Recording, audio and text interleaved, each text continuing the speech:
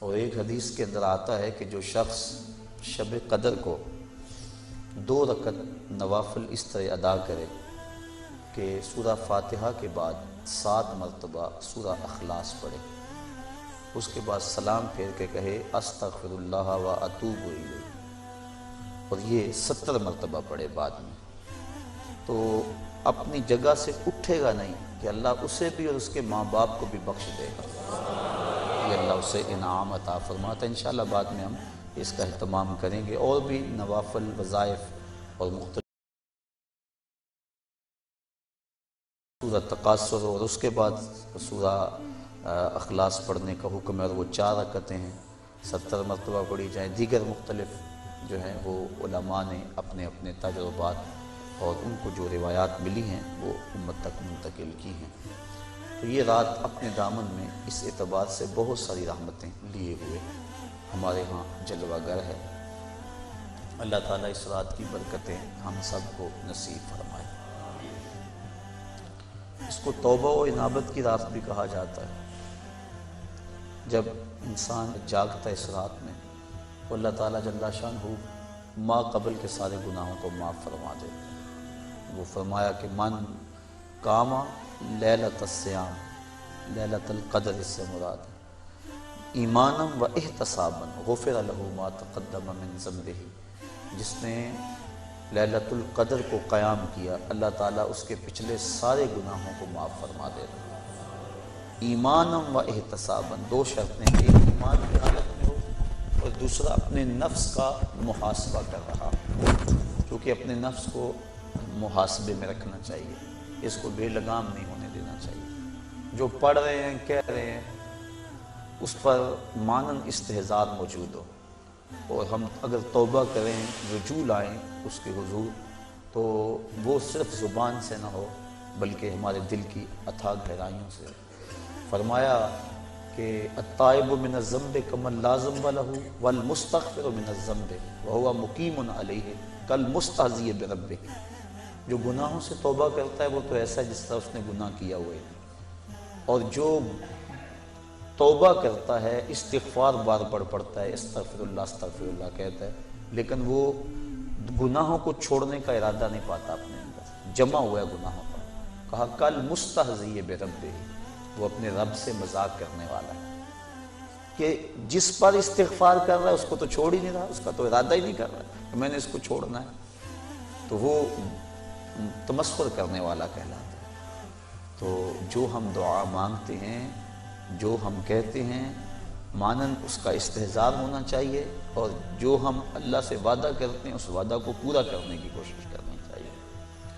اللہ تعالیٰ کریم ہے۔ حضرت عائشہ صدیقہ رضی اللہ تعالیٰ عنہ فرماتی، میں نے حضور سے عرض کی، ترمذی اور ابن ماجہ کی روایت ہے کہ جب میں شب قدر کو پا لوں تو میں اللہ سے کیا مانگوں؟ تو حضور نے جو دعا تعلیم دی وہ یہ تھی کہ اللہ کی بارگاہ میں پھر عرض کرنا کہ اللہم انکا عفو کریم تحب العفو فاعف عنی، اے اللہ تو معاف کرنے والا ہے، کرم فرمانے والا ہے اور معافی کو پسند کرتا ہے، مجھ سے درگزر فرما لے۔ تو یعنی اس خاص لمحے کے اندر اگر اللہ سے کچھ مانگنا ہے، جب شب قدر کو پا لیں، وہ لمحے آ جائیں، جب جبریل مسافہ کر رہے ہیں، جب بدن کے رونگٹے کھڑے ہو جائیں، رقت طاری ہو جائے، وہ کیفیت بن جائے کہ دل کہے، وجدان ادراک کرے کہ یہی لیلۃ القدر ہے، یہی وہ لمحے ہیں، اور یہ جو میرے اوپر کیفیت ہے یہ مسافہ جبریل ہے۔ جب یہ کیفیت مل جائے تو اس وقت اہم وقت کیا مانگے؟ تو کہا اہم وقت یہ مانگے اے اللہ مجھے معاف کر دے۔ تو یہ اہم دعا ہے مومن کی، جس کو تعلیم دیا گیا شب قدر کے حوالے سے۔ آگے پیچھے بھی اللہ کی بارگاہ میں یہ دعا مانگنی چاہیے۔ اگر انسان کے توبہ سے گناہ مٹ جاتے ہیں استغفار پڑھنے سے، عفو و کرم کا مطالبہ کرنے سے، اور اگر گناہ نہ بھی ہوں تو اللہ تعالیٰ درجے بلند فرما دیتا ہے۔ حضور علیہ السلام نے ارشاد فرمایا، میں ہر روز اللہ سے 100 مرتبہ استغفار کرتا ہوں، 100 مرتبہ، جبکہ حضور کے دامن پہ تو گناہ کا ایک داغ بھی نہیں ہے، لیکن اس کے باوجود 100 مرتبہ حضور اللہ کی بارگاہ میں استغفار کرتے ہیں۔ اور ہم جو لتڑے پڑے ہیں گناہوں سے، صبح سے شام تک ہماری زندگی اسی دلدل میں پھنسی ہوئی ہے، تو پھر ہمیں تو بہت زیادہ استغفار کی ضرورت ہے۔ اللہ اکبر۔ لیلۃ القدر اپنے دامن میں اتنی رحمتیں رکھتی ہیں کہ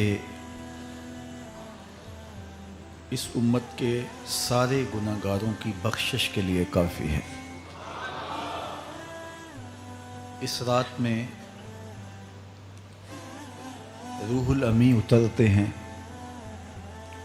فرشتوں کے جلو میں، جھرمٹ میں، اور اہل ایمان جو قیام میں ہوتے ہیں، قعود میں ہوتے ہیں، ذکر الہی میں ہوتے ہیں، ان سے مصافحہ کرتے ہیں۔ یہ رات کون سی ہے؟ ترکی خیمے میں چٹائی ایک سمت کر کے سر انور حضور نے باہر نکالا اور فرمایا کہ لیلۃ القدر کو آخری عشرے میں تلاش کرو۔ اور ایک روایت کے لفظ یہ ہیں کہ آخری عشرے کی تاک راتوں میں تلاش کرو۔ وہ تاک رات کون سی ہے؟ اس کو مخفی رکھا گیا۔ حضرت ابی بن قعب رضی اللہ تعالی عنہ صحابی رسول ہیں، فرماتے ہیں میں قسم کھاتا ہوں کہ وہ رات 27ویں شب ہے۔ حضرت بایزید بسطامی علیہ رحمہ فرماتے ہیں مجھے زندگی میں یہ رات 2 بار ملی ہے اور دونوں بار 27ویں شب ہی تھی۔ تو ہم اللہ کی بارگاہ میں امید کا دامن پھیلائے ہیں کہ یہی شب ہو اور اس کے دامن سے پھوٹتی ضیائیں ہمارے اندر کے اندھیروں کو ختم کرنے کا ذریعہ بنے۔ اس رات کے جھرمٹ میں اللہ کی بے پناہ رحمتوں کا نزول ہوتا ہے، اتنی رحمتیں اترتی ہیں۔ امام قویری لکھتے ہیں کہ روئے زمین کے تمام مسلمانوں میں ان رحمتوں کو تقسیم کر دیا جاتا ہے، رحمتیں پھر بھی بچ جاتی ہیں۔ جتنی فرشتے لے کر رحمتیں آتے ہیں، وہ رحمتیں سب کو دینے کے باوجود بھی رحمتیں بچ جاتی ہیں۔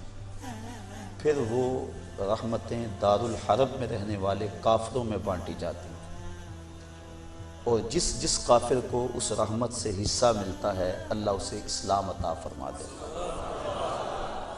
یہ جو آپ آئے دن سنتے رہتے ہیں کہ فلاں عیسائی مسلمان ہو گیا، فلاں ہندو مسلمان ہو گیا، تو امام قویری آپ لکھتے ہیں، آپ فرماتے ہیں یہ شب قدر کو آنے والی رحمتیں ہوتی ہیں، مسلمانوں کی جھولیاں بھر دی جاتی ہیں، اور پھر اس کے بعد جب رحمتیں بچ جاتی ہیں تو وہ دارالحرب کے اندر رہنے والے کفار کو بانٹ دی جاتی ہیں، اور انہیں اللہ پھر بعد میں ایمان عطا فرما دیتا ہے۔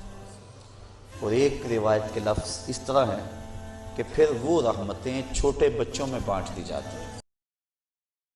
کتنی امین ہیں اور اس کی رحمتیں کتنی وسیع ہیں۔ اللہ تعالیٰ کے محبوب علیہ السلام نے اللہ کی بارگاہ میں یہ عرض کی تھی کہ مالک میں اب اپنی امت کو تیرا سلام پہنچاتا ہوں، تیری جانب سے جو سلامتیاں وصول کرتا ہوں وہ اپنی امت کو میں دیتا ہوں، تو جب میں چلا جاؤں گا تو تیری طرف سے اترنے والی سلامتیوں کو اور سلام کو میری امت تک کون پہنچائے گا؟ تو اللہ تعالیٰ نے سورۃ القدر نازل کی، اس میں فرمایا سلام محبوب فکر نہ کر، فرشتوں کی ڈیوٹی لگا دی، وہ قیامت تک تیری امت پر سلامتیاں نازل کرتے رہے۔ تو اس رات کے جرمٹ میں بے پناہ برکت ہے۔ ویسے تو حدیث شریف میں آتا ہے کہ اس کو تاک راتوں میں، آخری عشرے کی تاک راتوں میں تلاش کرو، لیکن حضرت ابی بن قعب رضی اللہ تعالیٰ عنہ قسم کھایا کرتے تھے کہ مجھ سے قسم لے لو کہ شب قدر جو ہے وہ 27ویں کی رات ہے۔ حضرت بایزید بسطامی فرماتے ہیں میں زندگی میں 2 مرتبہ شب قدر کو پایا ہے، اور دونوں مرتبہ 27ویں شب کو ہی پایا ہے۔ حضرت ابو الحسن ایک بزرگ ہیں، وہ کہتے ہیں جب سے میں نے ہوش سنبھلی ہے اس وقت سے لے کر اب تک ہر سال میں شب قدر کو پاتا ہوں، اور میرا تجربہ یہ ہے کہ اگر پہلا روزہ پیر کا ہو تو شب قدر،